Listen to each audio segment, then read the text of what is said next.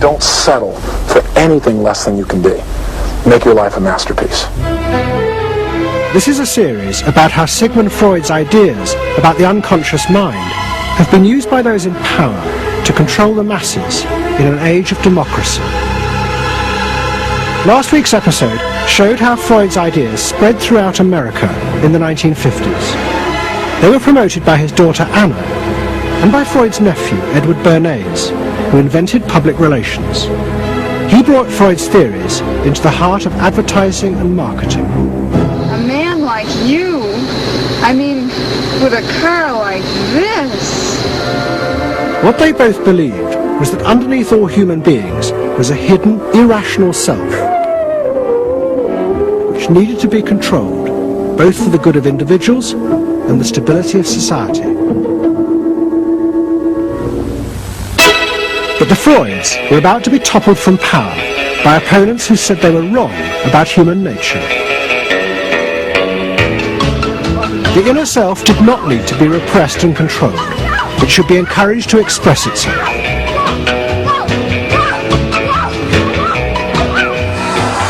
Out of this would come a new type of strong human being and a better society. But what in fact emerged from this revolution was the very opposite. An isolated, vulnerable, and above all greedy self, far more open to manipulation by both business and politics than anything that had gone before. Those in power would now control the self, not by repressing it, but by feeding its infinite desires.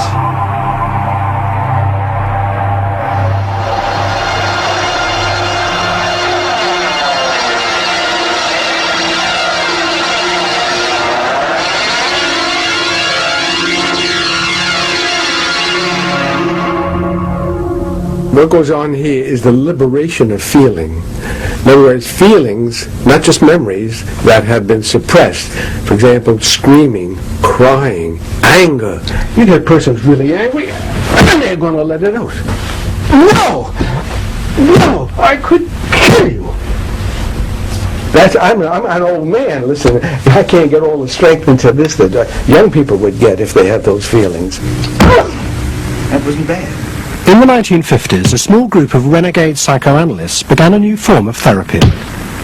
They worked in small rooms in New York City and encouraged their patients to express their feelings openly. I want help. I do. I want help. It was a direct attack on the ideas of the Freudian psychoanalysts, who had become rich and powerful, teaching Americans how to control their feelings. In Freud's work, you see, they were afraid of the feelings. They believed that what they wanted was contained people, very proper, doing the right thing and living a proper life. That's what they wanted. But not an intense emotional life. Freud wasn't emotional himself. He's an intellect, Freud. I was an intellect too, I know, but I'm also more than that now. The leader of this group was a man hated by Freud and his family. He was called Wilhelm Reich. Reich lived an isolated life in a house he had built for himself in remote mountains near the Canadian border. Reich originally had been a devoted disciple of Freud's in Vienna in the 1920s. But he had challenged Freud over the fundamental basis of psychoanalysis. Freud argued that at heart, human beings were still driven by primitive animal instincts. The job of society was to repress and control these dangerous forces. Reich believed the complete opposite. The unconscious forces inside the human mind, he said, were good. It was their repression by society that distorted them.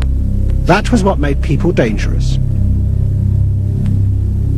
Reich and Freud had two fundamentally differing views about what was essential human nature. At its core, Freud saw an uncontrolled, violent, warlike, raging inferno of emotions. Reich said these things are not the way human beings are originally destined to be. They're the result of not permitting the original impulse to express itself. The underlying natural impulse, Reich argued, was the libido, sexual energy. If this were released, then human beings would flourish. But this idea brought him into direct conflict not only with Sigmund Freud, but Freud's daughter Anna, who believed that the sexual forces in humans were dangerous if not controlled. My father thought that you should liberate the libido and have freedom. And he developed a theory rather early that neuroses were due to lack of good orgasm, or any orgasm. And that was, Anna Freud, you know, was a virgin. I mean, this is very important because she never had a sexual relation with a man. And here was this man preaching that the way to health was through orgasm. And here was this woman who had been analyzed by her father because she was masturbating. So here's this woman who's opposed to sexuality, really, and here's this man who's preaching sexual freedom. I mean, there was bound to be a clash, wasn't there? The conflict came to a head at a conference in 1934 in Switzerland. Anna Freud, who had by now become the acknowledged leader of the psychoanalytic movement, forced Wilhelm Reich out. She destroyed his career. She got rid of him, very definitely. And I guess part of what I'm doing is getting rid of her. Explain. Well, I think that Anna Freud shouldn't get away with what she did, that it should be known, maneuvering to get him kicked out of the International Psychoanalytic Association. So you're taking revenge? You might say so, right? Or wronging a right? No, righting a wrong. You better cut that one out. Isn't that called a Freudian slip? Yes, it is. Reich fled to the United States and built his home and a laboratory. His ideas became grandiose to the point of madness. He was convinced that he had discovered the source of libidinal energy. He called it orgone energy, and Reich built a giant gun which he said could capture this energy from the atmosphere and concentrate it onto clouds to produce rain. He also said that the gun could be used to destroy UFOs, which threatened the future of the world. In 1956, Reich was arrested by the federal authorities for selling a device that he said used orgone energy to cure cancer. Reich was treated as a madman. He was imprisoned, and all his books and papers burnt on the order of the court. A year later, Reich died in prison. To the Freudians, it seemed as if their main threat had been removed forever. But they were wrong. What the Freudians didn't realize was that their influence in American society was also about to be challenged, and in a way that would lead not only to their decline, but to the dramatic resurgence of Reich's ideas in America and throughout the capitalist world.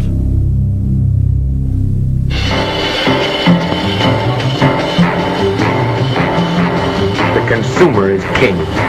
His whim makes or unmakes manufacturers, wholesalers, and retailers. Whoever wins his confidence wins the game. Whoever loses his confidence is lost. By the late 50s, psychoanalysis had become deeply involved in driving consumerism in America. Most advertising companies employed psychoanalysts, and as last week's episode showed, they had created new ways to understand consumers' motives, above all with the focus group, in which consumers free associated their feelings about products. Out of this came new ways to market products by appealing to the hidden unconscious desires of the consumer. Memorability, Sheer deception. great. Tilt away steering wheel. A dream thing, the mistress. Something intimate is going on. But in the early 60s, a new generation emerged who attacked this. They accused American business of using psychological techniques to manipulate people's feelings and turn them into ideal consumers. Advertising was manipulation. It was a way to get you to do something that didn't come out of you. It came out of somebody else. Somebody else said, this year you should be wearing powder pink shirts with matching powder pink buck shoes. And I said, why? That's not who I am. That's who somebody else is. They wanted you to be somebody who would buy their stuff. This whole feeling of being somebody else's tool, I don't want to be that. I don't want to be somebody else's man. I want to be me. In the mid-60s, a protest movement began on America's campuses. One of the students' main targets was corporate America. They accused the corporations of brainwashing the American public. Consumerism was not just a way of making money, it had become the means of keeping the masses docile, while allowing the government to pursue a violent and illegal war in Vietnam. The student's mentor was a famous radical philosopher called Herbert Marcuse. Marcuse had studied psychoanalysis and was a fierce critic of the Freudians.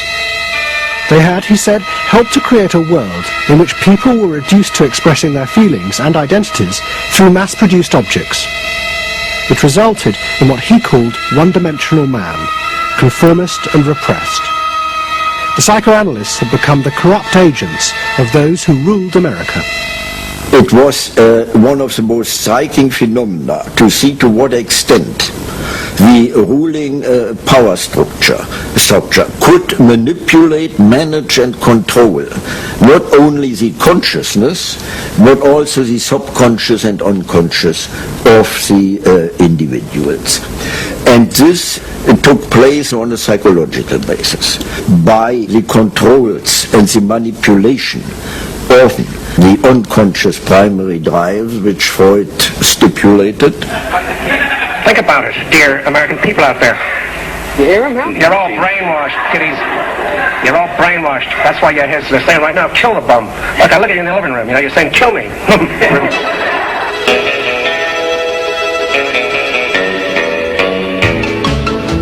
Following the logic of Marcuse's argument, the new student left set out to attack this system of social control. It was summed up in the slogan, "There is a policeman inside all our heads. He must be destroyed." And that policeman was going to be destroyed by overthrowing the state and the corporations that had put him there. One group, the Weathermen, began a series of bomb attacks on companies that they said both controlled people's minds through consumer products and made the weapons being used in Vietnam. There's no way to be committed to nonviolence in the middle of the most violent society that history's ever created. I'm not committed to nonviolence in any way. We want to live a life that isn't based on materialistic values, and yet the whole system of government and the economy of America is based on profit, on personal greed and selfishness. So that in order to be human, in order to love each other and be equal with each other and not place each other in roles, we have to destroy the kind of government that keeps us from asserting our positive values of life. But the American state fought back violently. At the Democratic Convention in Chicago in 1968, the police and the National Guard were unleashed to attack thousands of demonstrators. It was the start of a phase of ruthless repression of the new left in America. It culminated in the killing of 4 students at Kent State University 18 months later. In the face of this, the left began to fall apart. We had met the force of the state. It was much bigger and stronger and more powerful than we realized. And at that point, what seemed to happen was that there was a change in tactics. Confronted by this violent repression, many in the new left began to turn to a new idea. If it was impossible to get the policeman out of one's head by overthrowing the state, instead one should find a way of getting inside one's own mind and removing the controls implanted there by the state and the corporations. Out of this would come a new self, and thus a new society.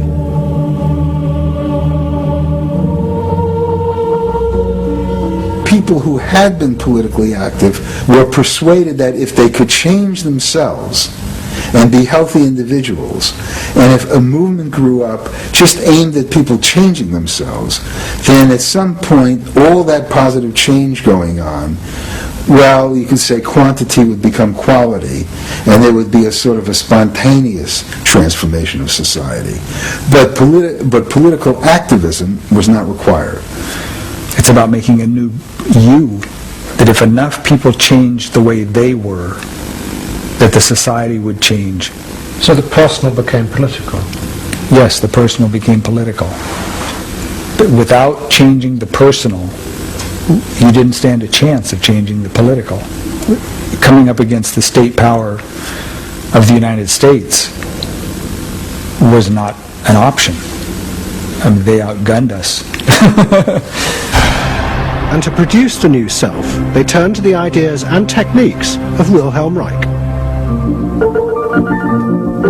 Since his death, a small group of psychotherapists had been developing techniques based on Reich's ideas. Their aim was to invent ways that would allow individuals to free themselves from the controls implanted in their minds by society. Their center was a tiny old motel on the remote coast of California. It was called the Esalen Institute. The dominant figure at Esalen was a psychoanalyst called Fritz Perls. Perls had been trained by Reich and had developed a form of group encounter in which he pushed individuals to publicly express the feelings inside them that society had said were dangerous and should be repressed. It's a basic fear of that thing inside me, like a little demon in there. It doesn't come out very often. It's really hard to get it out. Now put the thing inside you on that chair and talk to it. Perls used to call this getting on the hot seat in front of a group. If this were the hot seat and you were Perls, and you would guide me into this process of self-enactment, self-revelation, of staying present to all the parts of yourself and noticing it, and then taking ownership of this. As the demon. Yes, I can come out. I can come right out of him. And I can push him aside. Where you. I can push you aside. Yeah. Be the demon with each one of us. I can make you all cry. I can make you all feel terrible. Maybe even forever. I can make the mouth, this mouth here, do things and say things. I can almost destroy anyone, each one of you, if I get out. There isn't one of you that I would spare. Not even you. Yeah. How do you feel now? I feel better. I feel very honest. Yeah. And you notice the increase of power. In other words, taking ownership of who you are and how you act and how you feel. Your whole being in the world. In other words, giving you autonomy, owning your freedom. I'm frightening. When I have my power, I'm frightening. See, I frighten you with my power. I frighten you with my power. Now, where do you feel your power? In your hands? In your muscles? Where else? Wake up! I want you for me! God damn you! Okay. Stop it. You. It was not phony movement. That's what I wanted to do, and I did it. What Perls and others working at Esalen believed was that they were creating ways that allowed individuals to express their true inner selves. I want them to applaud to me. Out of this, they believed, would come new autonomous beings free of social conditioning. To the left, defeated in the wake of Chicago, it was an enormously attractive idea. These techniques could be used to unleash a new, powerful self, strong enough to overthrow the old order.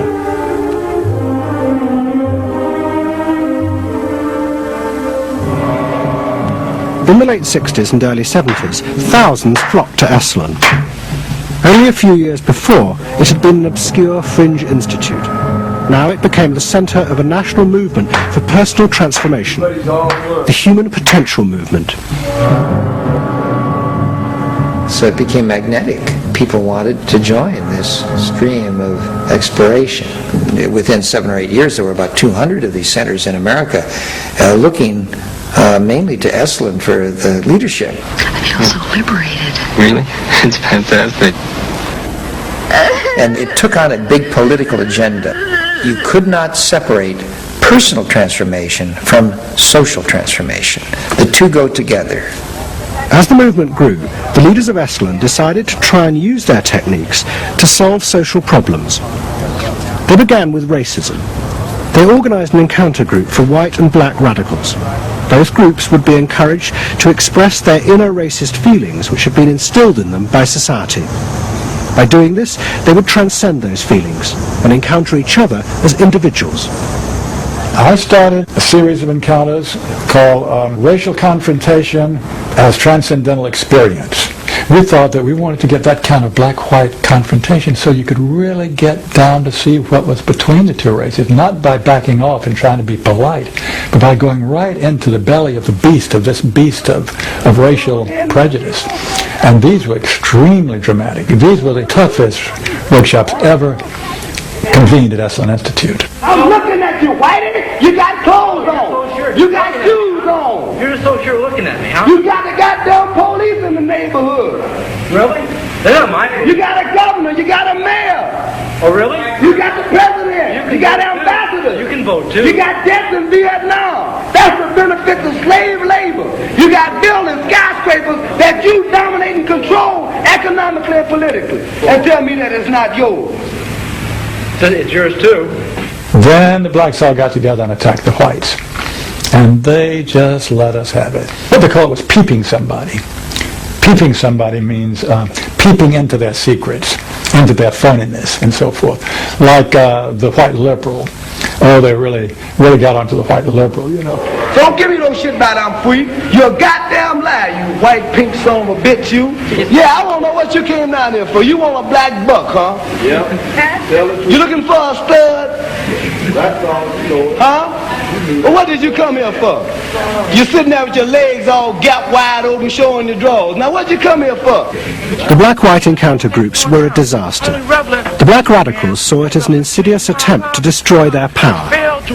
By trying to turn them into liberated individuals, Esalen was removing the one thing that gave them power and confidence in their struggle against racism, their collective identity as blacks.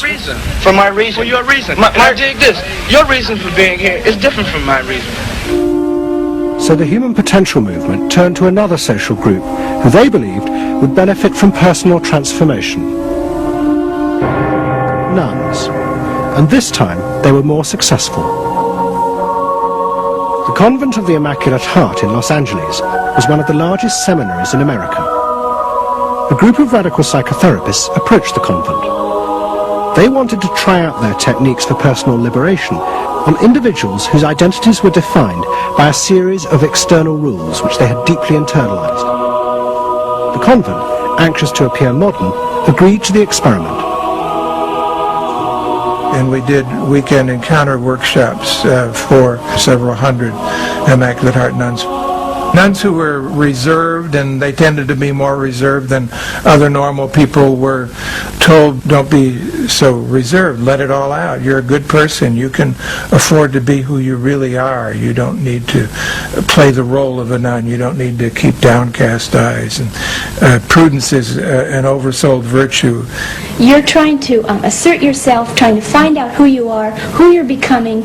At the same time, you're trying to live a life of dedication, of service, and you're trying to make all these things fit into who you are, and you're just, it's such a turmoil at times that you just blow a gasket and do silly, crazy things, running around the orchard and stealing oranges and taking Cokes out of the refrigerator and crazy things. I felt like I was being a hypocrite, and I wanted people to respect me for what I was, not for what I was wearing, and so I'm glad for the change.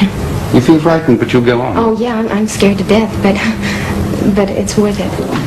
The experiment began to transform the convent. the nuns voted to discard their habits in favour of ordinary clothes. But the psychotherapists found they had awoken other forces. Solid. One of the things we unleashed was sexual energy. The kind of thing that the church had been very good at restraining was no longer to be restrained. One sister who was a member of the community, she got the idea that she could be freer than she had been before, and she seduced one of her classmates and then seduced the mistress of novices, who was an older woman, very reserved, and her program of freeing this older woman was sexual. She drove her to the store, and when they drove back and drove into the garage, she leaned over and gave her a big kiss on the lips, and thereafter sister, who had perhaps never been kissed before, was ready for more. The effect of the experiment on the convent was cataclysmic.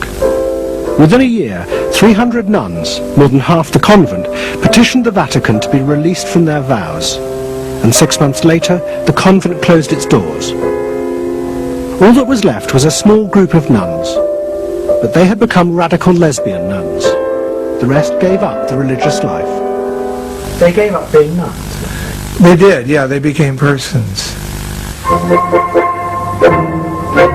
By the late 60s, the idea of self-exploration was spreading rapidly in America. Encounter groups became the centre of what was seen as a radical alternative culture based on the development of the self, free of a corrupt capitalist culture. We just want the freedom to be ourselves, and that's for love, for experience, positive way of life. We don't say that you're wrong. We just want to be free to be what we want to be, or what we find ourselves to be, as we continue to search ourselves. And it was beginning to have a serious effect on corporate America, because these new selves were not behaving as predictable consumers. The life insurance industry in particular was concerned that fewer and fewer college students were buying life insurance when they left university. They asked Daniel Yankelovich, America's leading market researcher, to investigate. He had studied psychoanalysis. The life insurance business, more than any other business at the time, was built on the Protestant ethic. You only bought life insurance if you were a person who sacrificed for the future. If you lived in the present, you had no need for life insurance. So they had some sense that maybe the sort of core values of the Protestant ethic were being challenged by some of these new values that were beginning to appear. And I was really astonished at what I found. The conventional interpretation, the dominant interpretation, was that it had to do with political radicalism. But, you know, it was clear to us that that was a mask, a cover. The core of it had to do with self-expressiveness. That this preoccupation with the self and the inner self, that was what was so important to people. The ability to be self-expressive. Wow, what a feeling! 300 miles to go, work, out of sight. Yankelovich began to track the growth and behaviour of these new expressive selves. What he told the corporations was that these new beings were consumers, but they no longer wanted anything that would place them within the narrow strata of American society. Instead, what they wanted were products that would express their individuality, their difference in a conformist world, the very things that US corporations did not make. Products have always had an emotional meaning. What was new was individuality. The idea that this product expresses me, and whether it was a small European car, the particular music system, your presentation of self, your clothing. For immediate energy from our muscles and relaxing. These become ways in which people can expend their money in order to say to the world who they are.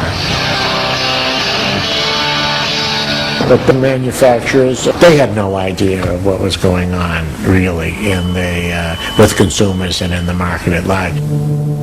Major advertising companies set up what they called operating groups to try and work out how to appeal to these new individuals. The head of one agency sent a memo to all staff. We must conform, he told them, to the new non-conformists. We must listen to the music of Bobby Dylan and go to the theatre more. But the problem was, few of the self-expressive individuals would take part in focus groups. The advertisers were left to their own devices. There's a new cereal that tastes so right. Makes you dance, it's a way out of sight. It's tasty little squares of malted wheat. It's crispy and it's crunchy and it tastes so neat. Faster though. That's what I'm saying. Use a folk rock with more rock than folk. And there was an even more serious problem. To make products for people who wanted to express themselves would mean creating variety. But the systems of mass production that had been developed in America were only profitable if they made large numbers of the same objects. This had fitted perfectly with the limited range of desires of a conformist society. The expressive self threatened this whole system of manufacture. And the threat was about to grow rapidly.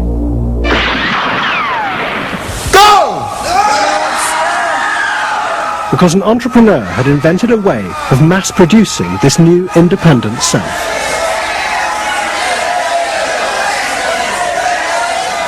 He was called Werner Erhard. Some of the stuff that we traditionally think of as being in your mind is actually in the world, because you're moving to that too.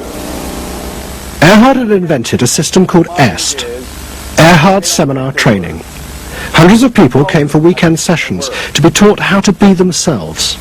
And EST was soon copied by other groups, like Exegesis in Britain. Many of Erhard's techniques came from the human potential movement, but he criticised the movement for not having gone far enough. Their idea that there was a central core inside all human beings was, he said, just another limitation on human freedom.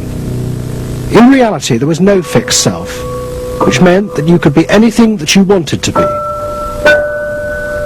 The thesis of the human potential movement was that there was something really good down in there. And if you took these layers off, what you were going to wind up with was a kernel, a something that was innately self-expressive, that was the true self, that was going to be a wonderful thing. In actuality, you found people who'd gone to the last layer and took off the last layer and found that what was left was nothing. All right, push! Move! Do it! Yes, sessions were intense and often brutal. The participants signed contracts agreeing not to leave and to allow the trainers to do anything they thought necessary to break down their socially constructed identities. You're going to get sandwiched in there. If I push harder than you do, I'm going to squash you. So you better push fast. Now, hard, do it. That's it, do it. Again. Push. Good. Good. Good. Again. Yes.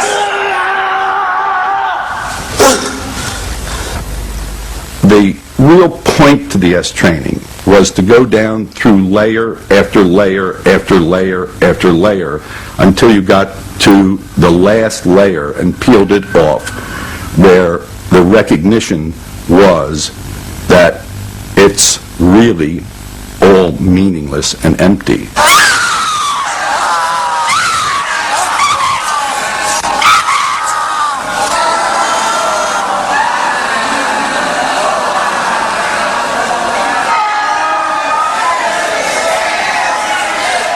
Now, that's existentialism's endpoint.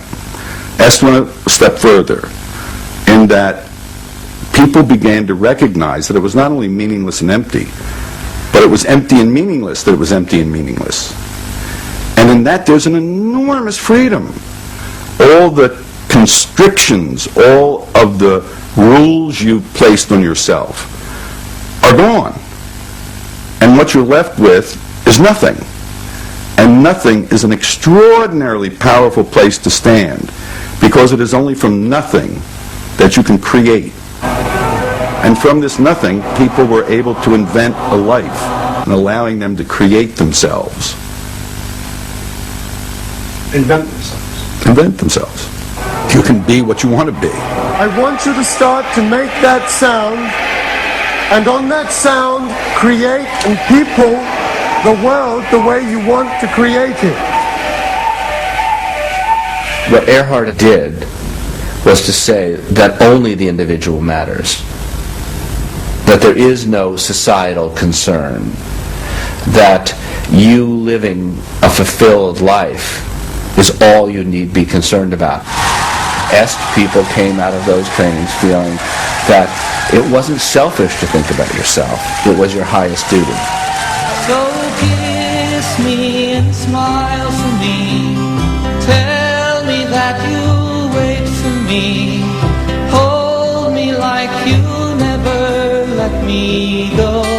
The training is 2 weekends, and it was quite an incredible experience in my life. I'll forever be grateful for the experience. I got a great deal out of it. We really want to know who we are. There are things going on. We learn more and more about ourselves all the time, and to really find out what it is that makes us tick and how we are discovering ourselves. Est became hugely successful. Singers, film stars, and hundreds of thousands of ordinary Americans underwent the training in the 1970s. But in the process, the political idea that had begun the movement for personal transformation began to disappear.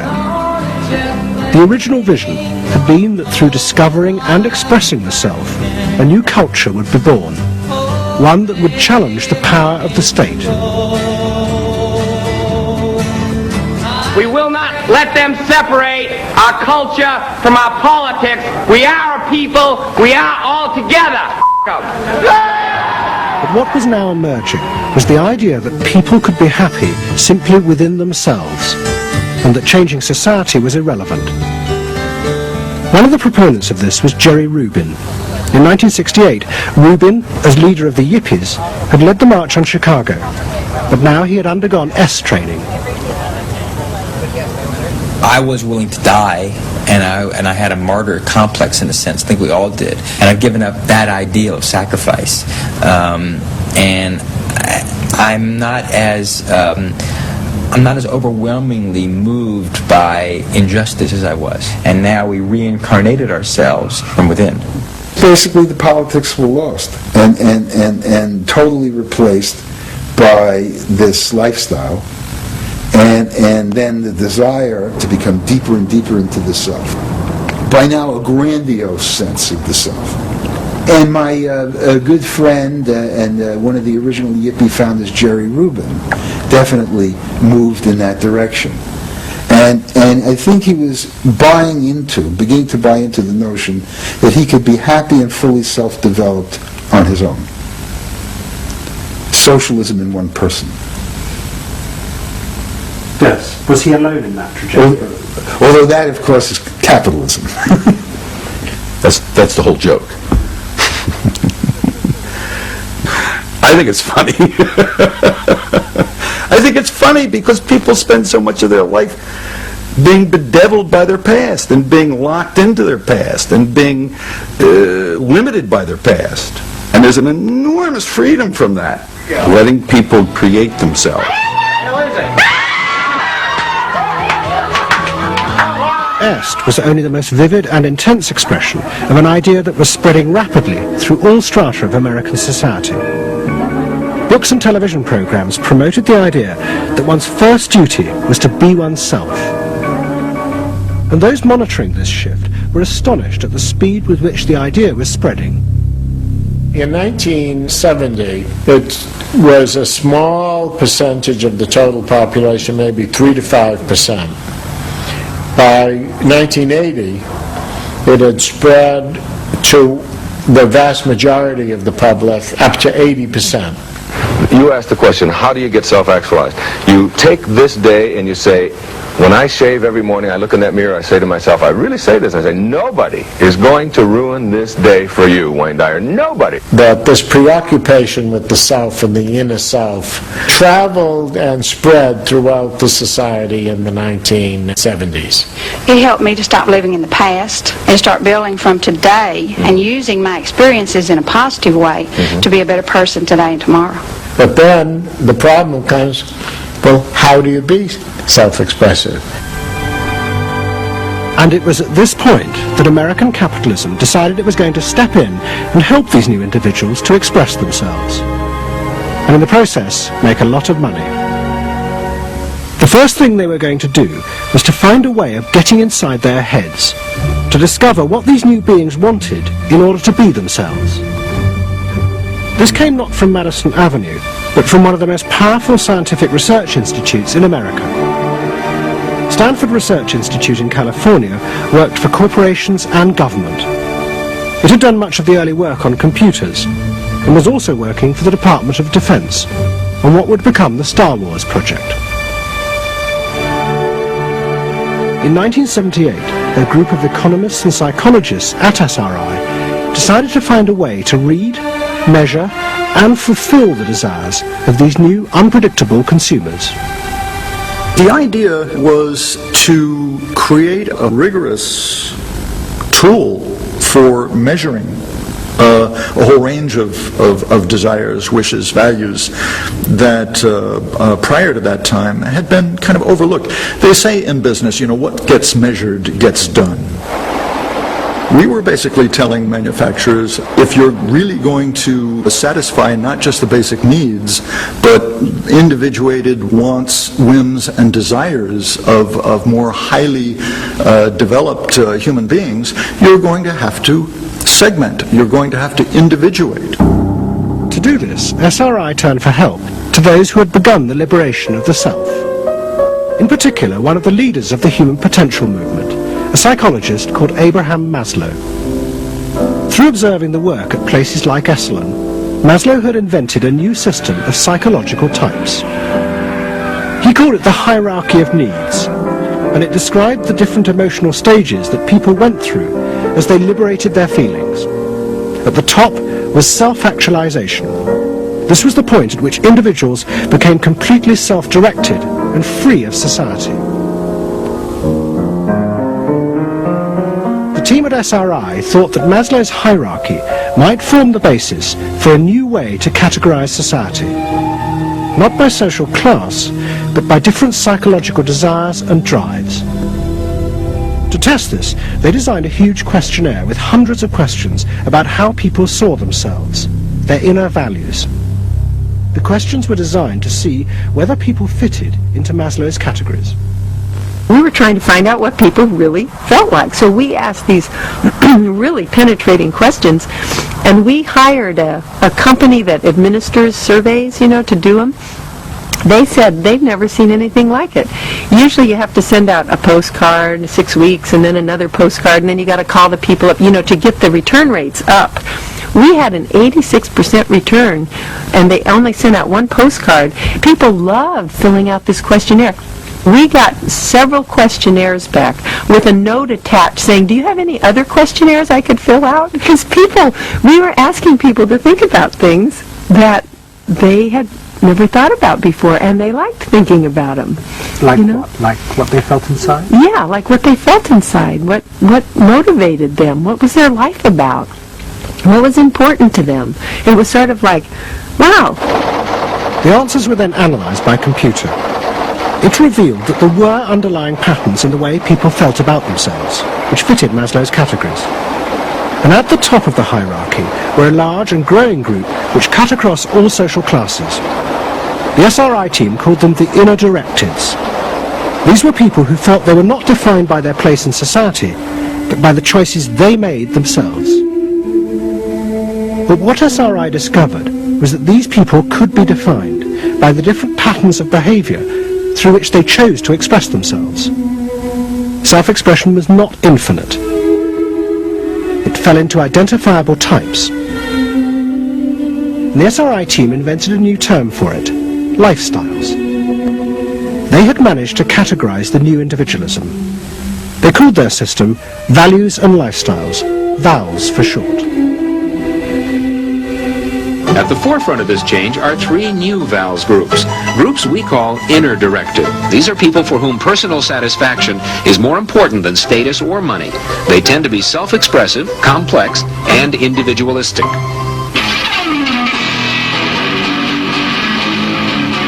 Wow, Rob is an I am me. I am me's are searching for new values, breaking away from traditions and inventing their own standards. Rob even invented his own name, Rob Noxious. Jody is an experiential. This is a group seeking inner growth through direct experience. Experientials aren't in one place much. This is the try anything once crowd, and all that activity takes goods and services. Their hobbies are hands-on, and their possessions are simple, but not always simply priced. I'm a bookseller. I sell books. I'm a businessman. That doesn't necessarily mean that I believe in capitalism. It just happens to be what I'm doing now. SRI created a simplified questionnaire with just 30 key questions. Anyone who answered them could be immediately fitted into a dozen or so of these new groups. It allowed businesses to identify which groups were buying their products, and from that, how the goods could be marketed, so they became powerful emblems of those groups' inner values and lifestyles. It was the beginning of lifestyle marketing. So it allowed people not just to look at people as demographics, group of age and income and whatever, but to really understand the underlying motivations. I mean, most of marketing was looking at people's actions and trying to figure out what to do. But what we were doing is we were trying to look more into people's underlying values so that we could predict what is their lifestyle, what kind of house do they live in, what kind of car do they drive. So the corporations were then able to sell things to them by understanding them, by having labels, by knowing what these people look like, where they live, what their lifestyles are. If a new product expressed a particular group's values, it would be bought by them. This is what made the values and lifestyle system so powerful, its ability to predict what new products self-actualizers would choose. And this power was about to be demonstrated dramatically. Valves would show it could predict not just the products they would buy, but the politicians they were going to choose to elect. Ladies and gentlemen, the next President of the United States of America, Ronald Reagan!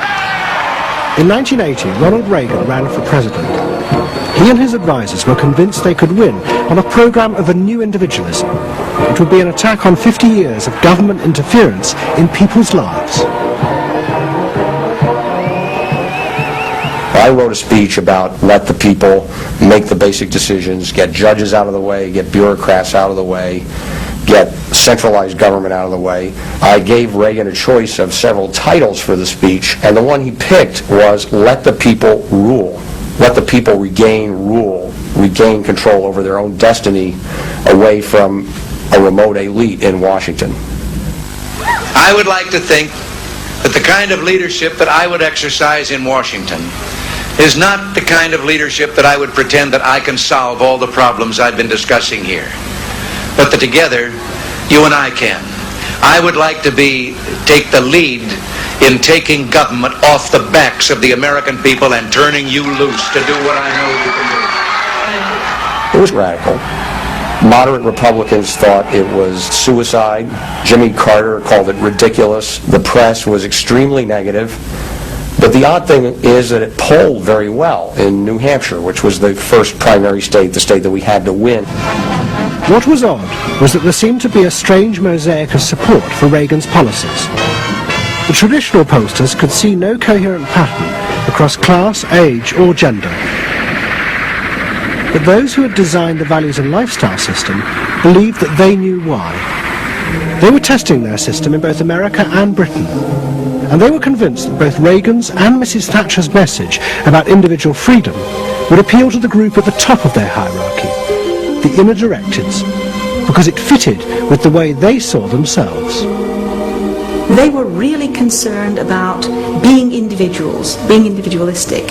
And so in the early stages, when we were looking at the messages that both Thatcher and then Reagan were putting across, we said they are using words that will really appeal to a lot of the younger people, and particularly to the people who are moving towards self-actualization. We called them the inner-directed people. A lot of our colleagues said, that's absolutely ridiculous, because inner-directeds are very socially aware, very socially concerned. They'll never vote Conservative, or they'll never vote for the Republicans. But we said, if Thatcher and Reagan continue to appeal to them in this way, they really will.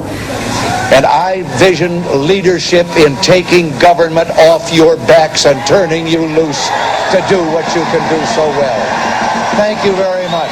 The idea that the new self-actualizing individuals would choose a politician from the right, not the left, seemed extraordinary. But to test their prediction, the Values and Lifestyles team did a survey of voting intentions, and they correlated it with their new psychological categories. When we said in our surveys, who are you going to vote for, sure enough, it was the inner directeds who said that they would vote for Thatcher and for Reagan. And they made the difference in those elections because of their voting for Thatcher and Reagan. And it really surprised our colleagues, even within my own organisation. It really showed the power of this approach, because it's very difficult to identify inner directeds on the street. These people who voted for Thatcher and Reagan, these inner directeds, came from any walk of life. It's really hardly correlated with social class at all. I mean, if you just go along and look at age, sex, social class, you would never pick them up. But if you really go along with a questionnaire that gets at their values, then you can identify them very easily. And that was new? And that was completely new, yeah.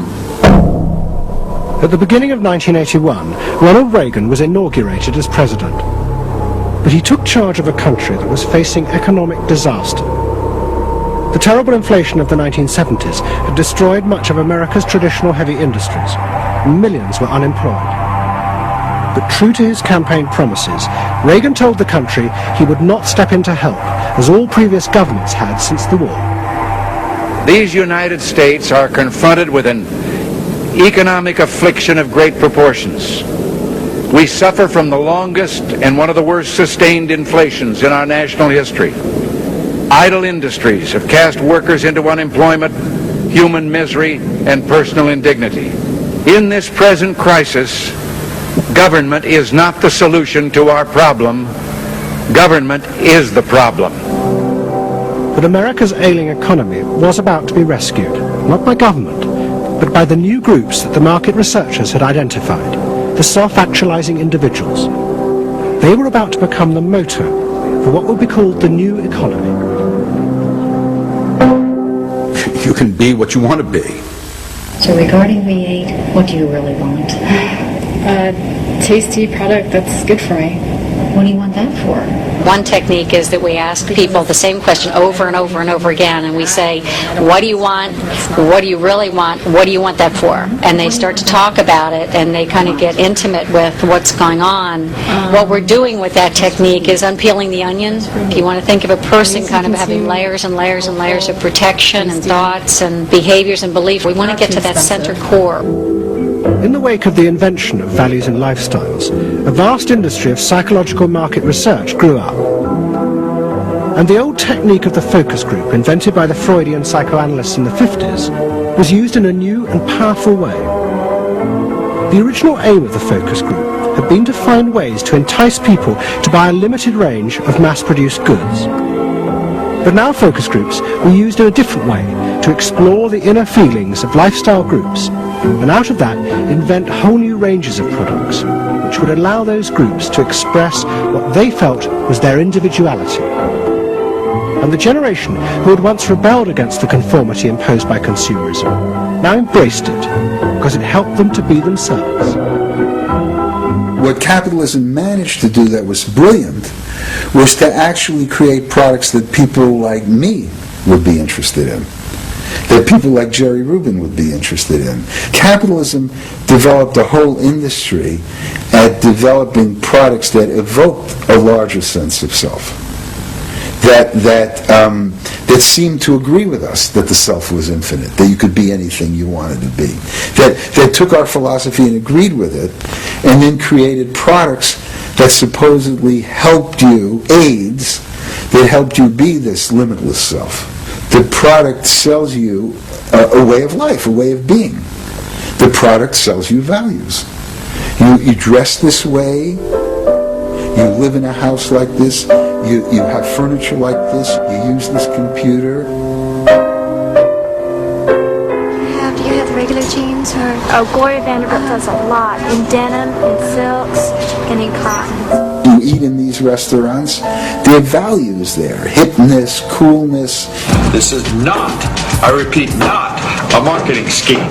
So the notion that you could buy an identity replaced the original movement notion that you were perfectly free to create an identity. And you were perfectly free to change the world and make the world anything you wanted it to be. Well, what I wear is a statement. And this vast range of new desires fitted perfectly with changes in industrial production. Computers now allowed manufacturers to economically produce short runs of consumer goods. The old restrictions of mass production disappeared, as did the worry that had bedeviled corporate America ever since mass production had been invented, that they would produce too many goods. With the new self, consumer desire seemed to have no limit. In the United States, the concern of companies was always that supply would outstrip demand, that we were producing too much, and that there was not a market for it. You don't hear that kind of talk anymore, because you've gone from a conception of a market of limited needs, and if you fill them, they're filled, to a market of unlimited, ever-changing needs dominated by self-expressiveness. That products and services can satisfy in an endless variety of ways, and ways that change all the time. And consequently, economies have unlimited horizons. Out of this explosion of desire came what seemed a never-ending consumer boom that regenerated the American economy. The original idea had been that the liberation of the self would create new kinds of people, free of social constraint. That radical change had happened, but while the new beings felt liberated, they had become increasingly dependent for their identity on business. The corporations had realized that it was in their interests to encourage people to feel that they were unique individuals and then offer them ways to express that individuality. A world in which people felt they were rebelling against conformity was not a threat to business, but its greatest opportunity.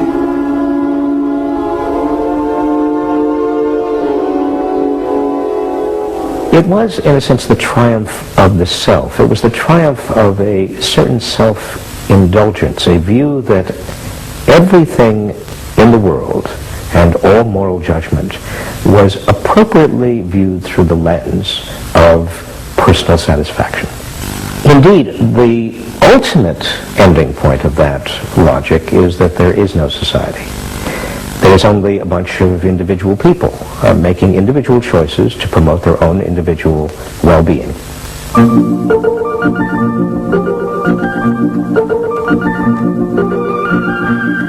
Next week's episode tells the story of how politicians on the left, in both Britain and America, turned to the techniques developed by business in order to regain power. But what they didn't realize was that what had worked for business would undermine the very basis of their political beliefs. They would find themselves trapped by the greedy desires of the new self.